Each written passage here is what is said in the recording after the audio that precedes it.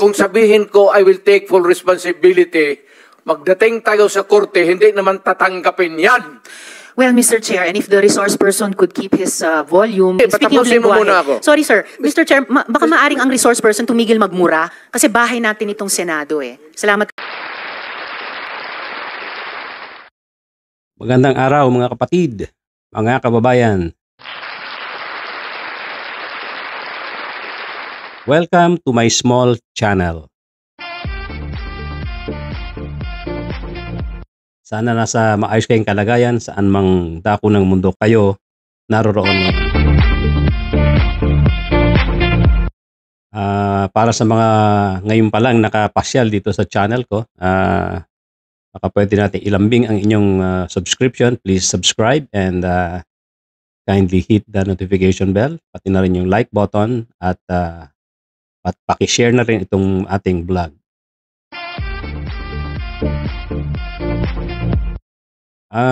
Hindi matapos-tapos ang usapan tungkol dun sa nangyaring hearing doon sa Senado.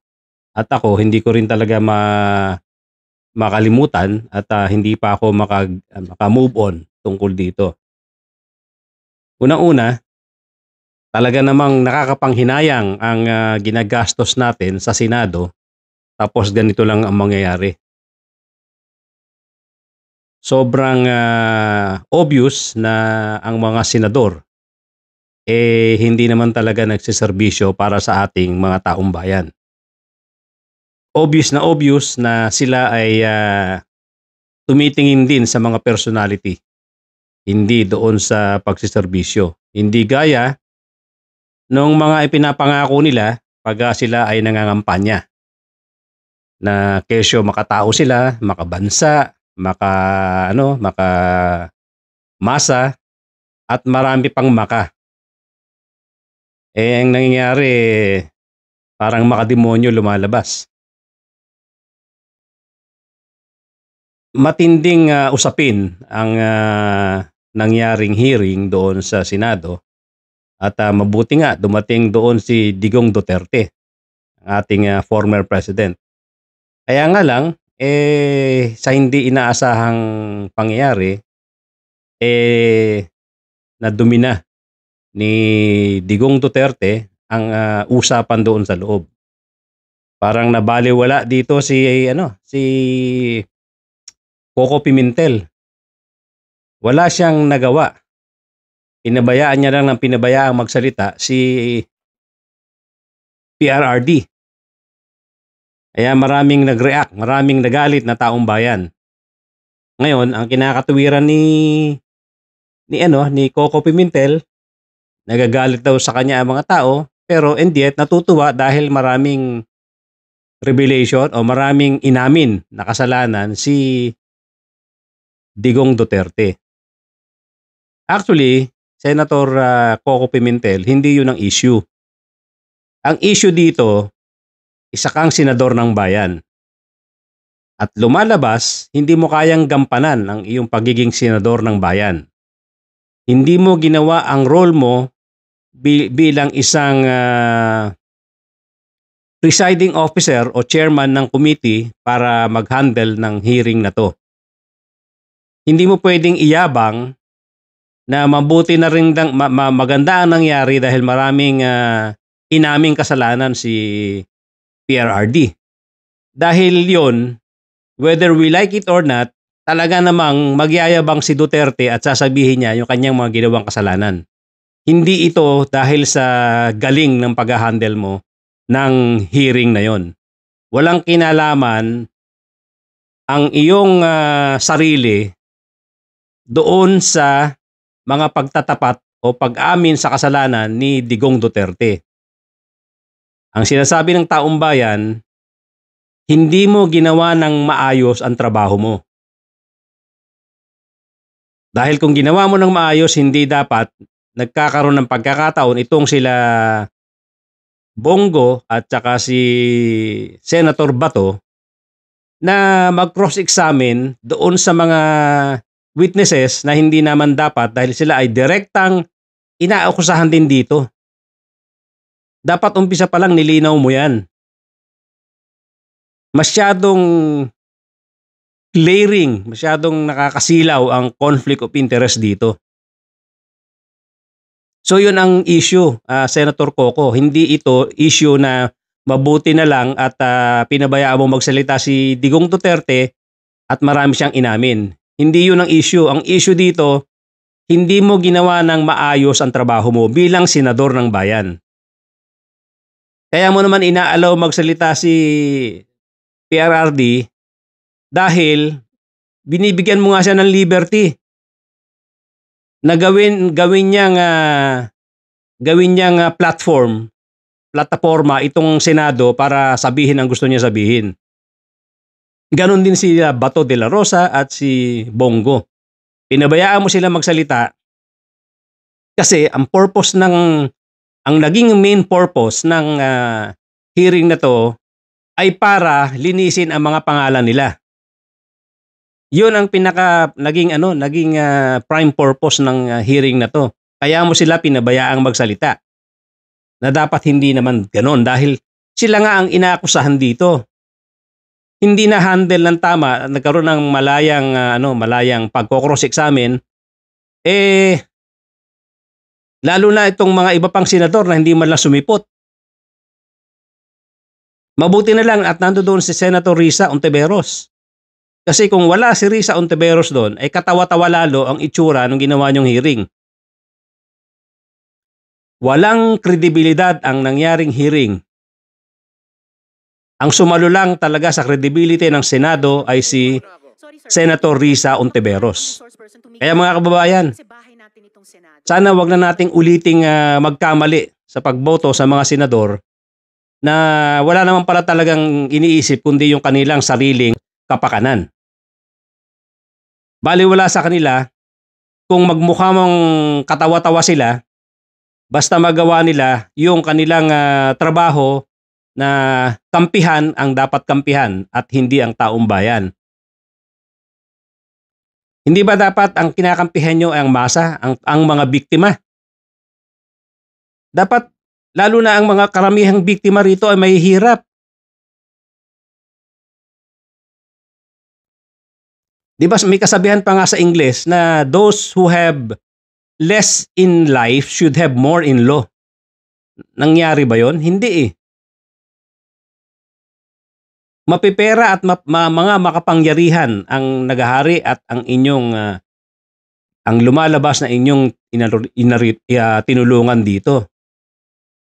Kawawa ang masa sa inyo. Samantalang pagka-campaign period ay nagmamakaawa kayo sa masa para iboto kayo.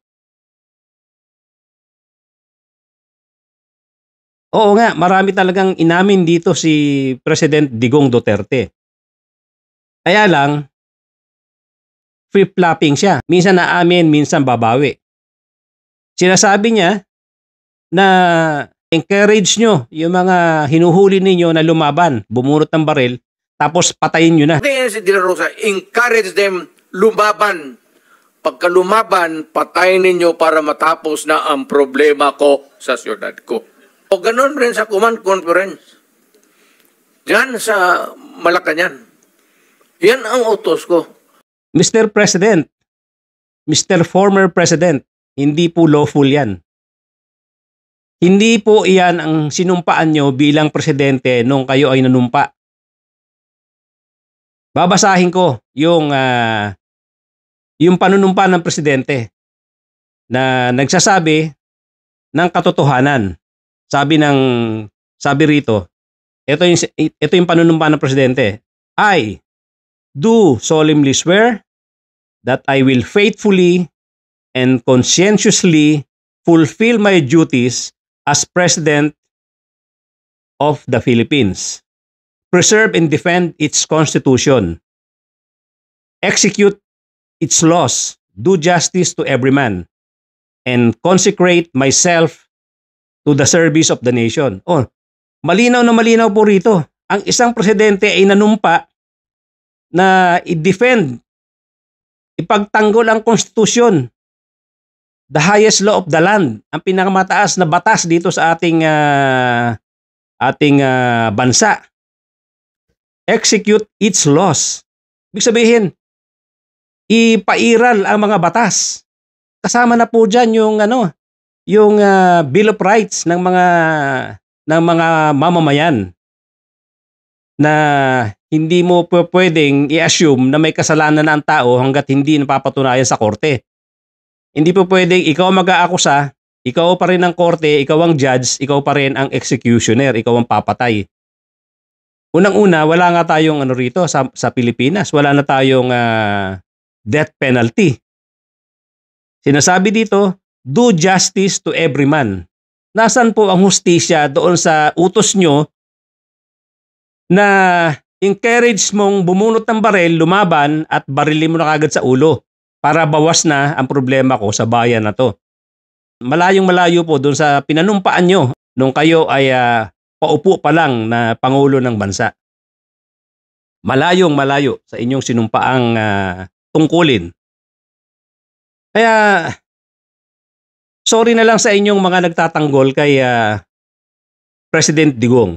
Unang-una tong si Sal Panelo, na sinasabi niya, wala naman daw talagang inaamin si President Duterte. Ang sabi daw ni President Duterte, pagka nalagay lang kayo sa alanganin, sa panganib ang buhay nyo, gamitan nyo ng reasonable force or even kill.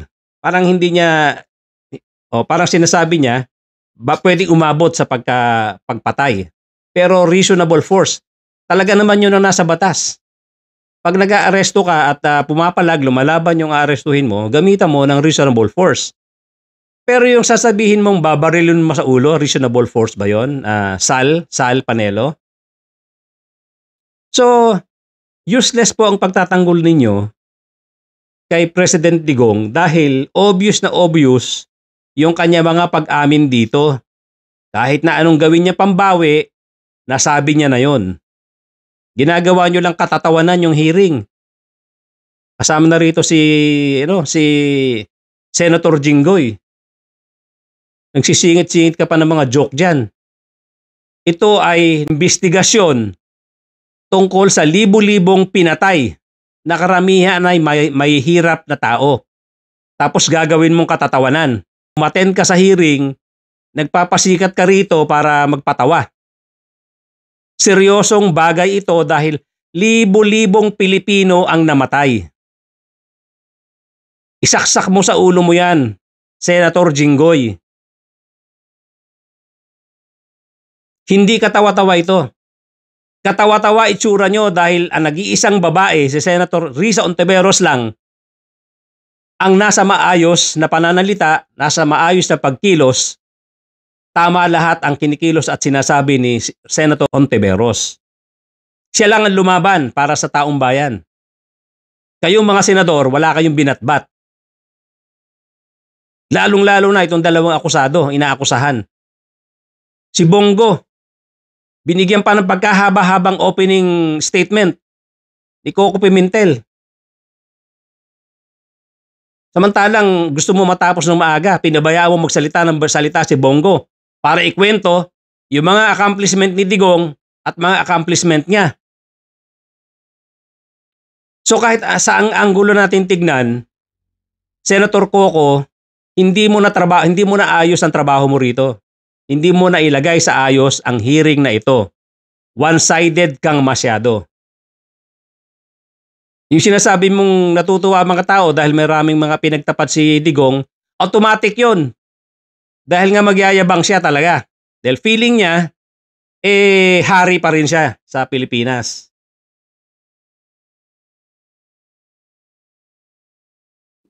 Meron nga kasabihan na evil is arrogant. Ang kasamaan ay arrogante. Meron din sinasabi sa Biblia yan, sa Proverbs 21:14. Evil people are proud and arrogant, but sin is the only crop they produce. Tayo? Nasa Proverbs yan. Ang kasamaan daw ay sobrang yabang at arrogante. Pero ang kanilang tinatanim ay puro kasalanan. Sa Proverbs 16:5 naman, the Lord detests the proud. They will surely be punished. Ang Diyos daw ay kinasusuklaman ang kayabangan at sigurado silang mapaparusahan. So ayan, yan po ang sinasabi ko na ang evil is arrogant. At eto nakikita natin sa mga kilos ng ibang tao rito na meron talaga silang evil and arrogance. Evil deeds and arrogance. Akala nila sila lang ang matalino. Akala nila hindi nakikita ng tao yung pinaggagawa nilang kasamaan. Akala nila hindi na sila mapaparusahan. Pagka sobrang yaman na nila at sobra silang makapangyarihan, ang feeling nila wala nang katapusan ito. Ang feeling nila wala nang makakagapi sa kanila. Naado doon sila sa tuktok ng tagumpay palagi. Parang hindi na sila bababa doon. Ang feeling nila, kahit anong gawin nila, ay wala nang makakasaling sa kanila. Walang makakakibo. Wala nang makakakontra sa kanila. Dahil mayayaman sila, dahil may kapangyarihan sila. Obvious po yan sa mga kinikilos ng mga taong palalo.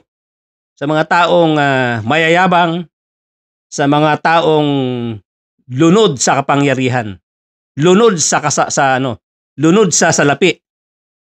Yan po ang nangyayari doon sa mga taong hindi nila alam i-handle ang tagumpay. Hindi nila alam panghawakan ang dami ng salapi. Hindi nila alam panghawakan ng power. Nalalagay sa ulo nila yan. Yumayabang silang masyado na akala mo hindi na magbabago ang takbo ng buhay nila, lagi na silang nandoon sa tuktok, sa rurok ng tagumpay. Hindi nila alam na may Diyos. Dahil sa karamihan dito talaga naman, sa mga ganitong tao, ay hindi na talaga naniniwala sa Diyos. Kung magsasabi man sila na may paniniwala sila sa Diyos, siguro balat kayo na lang. Kasi kung may paniniwala ka sa Diyos, hindi mo gagawin ang mga ganitong klaseng krimen. Krimen na mga inaamin pa ha. Inamin ni PRRD. Yung mga pagpatay niya. Ilang beses niya sinabi yan. Kahit na ilang ulit pang ipagtanggol nila Salpanelo, nila pati itong si Roque, pati itong sila Bato de la Rosa, pati itong sila Bongo, hindi nyo na po mabubura ang mga pinagsasabi ni Digong Duterte na nakasalang na habang buhay online. Nakabidyo po yan. Hindi nyo na kayang burahin yan. Nakarating na yan at kasalukuyang umiikot yan sa buong mundo. Kaya kahit anong pagtatanggol ninyo, iipunin ng mga tao yan, iyahampas sa mukha nyo. Lahat ng video na sinasabi ni Digong Duterte, pinatay ko si ganyan, pinatay ko si ganito, nagpapatay ako, inutos kong pumatay, etc. Puro pagpatay ng tao. Na yun nga, ang tingin niya sa sarili niya, habang buhay na siyang makapangyarihan. At tingin nga, pagka sobrang nang makapangyarihan ng tao, at siguro sobrang dami ng pera, ano na siya, para na siyang Diyos. Pwede niya nang gawin ang lahat. Isa pong normal na kilos ng isang tao yan na nalulunod sa kapangyarihan, nalulunod sa salapi. May drama pa tong si Digong Duterte na parang sabi niya, itong mga pulis, nakakaawa ito. Suportado ko ang mga ito. Dahil ito, pag nagkaroon ng kaso, hinto ang sweldo nito. Wala itong pagkain ihahain sa kanilang pamilya. Walang pamasahe ang mga bata sa papuntang eskwelahan. Ganito yung mga banat niya. Pero, pag kinumpronta na, katulad ng pagkumpronta sa kanya ni Senator Risa Ontiveros, ikaw ba, dahil sa mga statement mong yan, sinasabi mo, kasi nga sinabi niya nga, nung sinabi niya na inutusan niya kanya mga pulis na i-encourage yung hinuhulo nila para lumaban at patay na lang, barilin sa ulo. Ngayon, nung sinasabi naman ni Senator Risa na okay, sinabi mo yan, ngayon, inaako mo rin ba ang pagkamatay ni Ian at nung iba pang mga biktima? Sabay kambyo naman siya. Nagalit pa, nagtaas ng boses. Guilt is personal. Kung sabihin ko, I will take full responsibility, magdating tayo sa korte, hindi naman tatanggapin yan. Well, Mr. Chair, and if the resource person could keep his volume. Na ang guilt daw ay personal yan. Personal ng taong gumawa. Anong ibig mo sabihin doon sa naaawa ka sa mga pulis at handa ka magpakulong at inaako mo yung kanilang mga ginagawang kasalanan at handa ka ngang tulungan sila, suportado mo sila? Ano yung mga pinagsasabi mo pagdating doon sa pag-amin doon sa mga namatay, kumakambyo ka? Anong ginagawa mo? Inuuto mo ba yung mga pulis at kasi pati mga sundalo binanggit mo. So bakit kailangan mong ulit-ulitin, banggitin yung mga pulis at mga sundalo na suportado mo sila? Hanggang ngayon ba umaasa ka pa na ang mga ito ay mag-aalsa para sa'yo? Akala mo ba mauuto mo ang mga pulis, ang mga sundalo? Napaka-professional na ng mga yan. Halata ng mga tao na yung ginagawa mong pagsasabi na suportado mo ang pulis, suportado mo ang mga sundalo, meron kang ibang motibo. Ito yung motibo mo, ninyo, nung kayo ay kasalukuyang panay ang maisog rally nyo. Lumalabas talaga sa bibig ninyo, pati ng mga kapanalig ninyo, yung pagkukumbinsi sa mga sundalo, sa mga pulis na sumama sa inyo. Kaya hanggang ngayon, ginagamit mo pa rin yung mga salitang yan, suportado mo sila, handa ka magpakulong sa kanila, pero kumakambyo ka naman nung tinanong ka ni Senator Risa. So anong ibig sabihin nito? Nanguuto ka? Of course, hindi mo mauto ang mga sundalo, ang mga pulis. Panay ang puri mo sa kanila. Mga PMA yan, sabi mo. Matatalino yan. Alam namin yun. Kaya nga hindi mo pwedeng utuin yung mga yan. Ang problema lang, hanggang ngayon, may iba pang mga ilan-ilan na nasa kampo mo na suportado ka. Suportado mga pinagsasabi mo. Hindi ko alam, baka dahil sa sasabit din sila. Kaya dapat, ang feeling nila, ipagtanggol ka. Pagkatapos, meron ka pang drama na ang gusto mo, magdamaga na yung hearing. Wala nang uwian. Disappointed ka kamo, kunwari, na dahil nung sinabi ni Senator Risa na last question na siya. Ang sinasabi mo, pinapunta ka ba dyan para tapos yun lang ang itatanong? Tuwan-tuwa ka. Dahil nag-iisa si Senator Risa Ontiveros na nagko-cross-examine sa iyo ng tama. Kaya mo nasasabi yan. Kaya gustong-gusto mo, wala nang uwian, nagyayabang ka na naman. Gusto mo walang uwian. Dito na tayo, tapusin natin to, sabi mo. Itanong nyo na lahat ng gusto nyong malaman tungkol sa akin. Drama ka na naman. Bakit? Kasi nag-iisa nga si Senator Risa na nagtatanong ng maayos. Siya nagko-examine sa iyo kaya napilitan kang magyabang ng mga pinagtapat mo doon sa Senado. Pero ang ibang senador doon, kakampi mo na lahat. Disappointing, pati yung ibang senador na hindi nagpakita doon. Bakit po? Ganito kaimportanteng hearing. Libo-libong mamamayan ang namatay. Libo-libo ang namatay, karamihan may hirap. Pero ang mga senador na to, walang pakialam. Walang pakialam sa masa. Walang pakialam sa may hirap.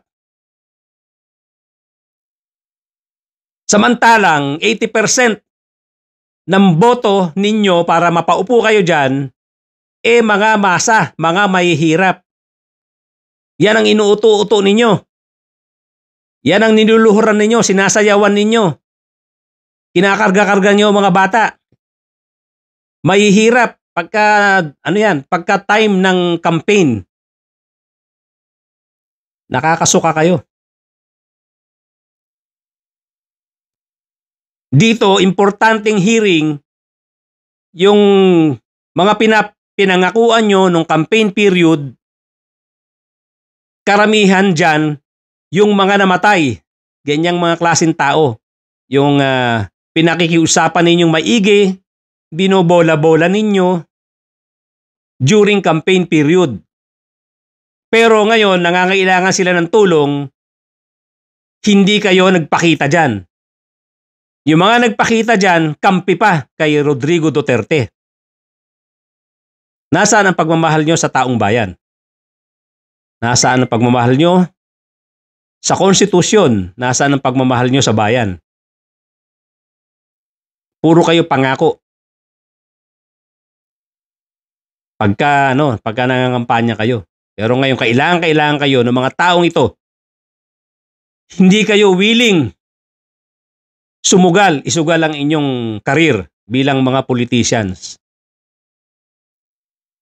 Ang tinitingnan ninyo, personality. Kampi-kampihan kayo. Hindi kayo para sa taong bayan. Hindi kayo para sa mamamayang Pilipino. Mga kababayan, sana makarating ito sa marami nating kababayan. Ikakampen ko ng maigi sa ating mga kababayan sa masa, nakalimutan na natin ang mga ganitong klaseng politiko. Madala na po tayo.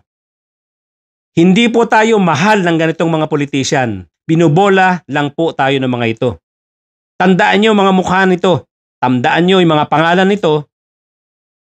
Pati yung mga hindi sumipot sa hearing, karamihan dyan, suportado si Digong Duterte. Kunin niyo po ang mga pangalan niyan at pagka dumating ang eleksyon na magkakandidato yung mga yan, wag na po natin iboto ang mga ganitong klaseng tao. Tandaan niyo mga taong ito. Dahil sila rin ang ngingiti-ngiti, sila ang sasayaw-sayaw, sila ang nakikiusap, sila ang magbabait-baitan, magpapakyut sa inyo pagka-campaign period. Tandaan niyo po yan mga kababayan. Huwag na po natin iboto ang mga ito. Paratingin po natin ito sa lahat ng mamamayan. Ikalat po natin ang bidyong ito sa ating mga kamag-anak, sa ating mga kaibigan dahil tayo po ay hindi mahal ng mga politikong ito. Mahal nila ang mga sarili nila. Napaka-arrogante ng mga taong ito pag nasa pwesto na. Ang yayabang. Pero pagka magkakampanya, lahat ng pang-aakit, lahat ng pagpapakyut, lahat ng pangako gagawin sa atin. Huwag niyo pong kalilimutan yan.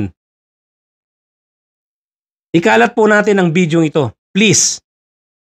Para makabawas man lang, makabawas tayo sa mga boto ng mga taong hindi dapat iboto.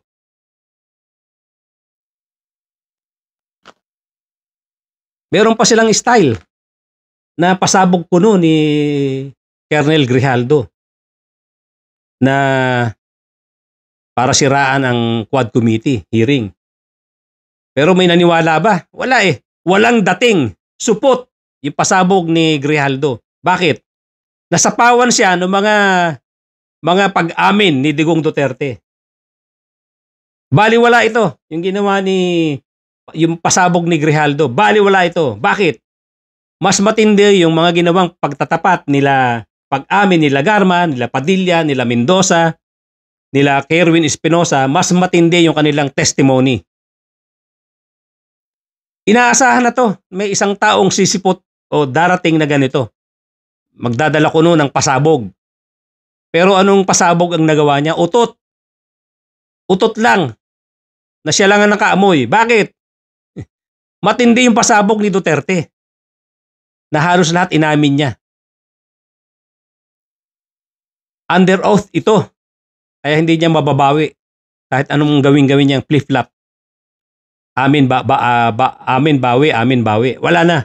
Too late for that.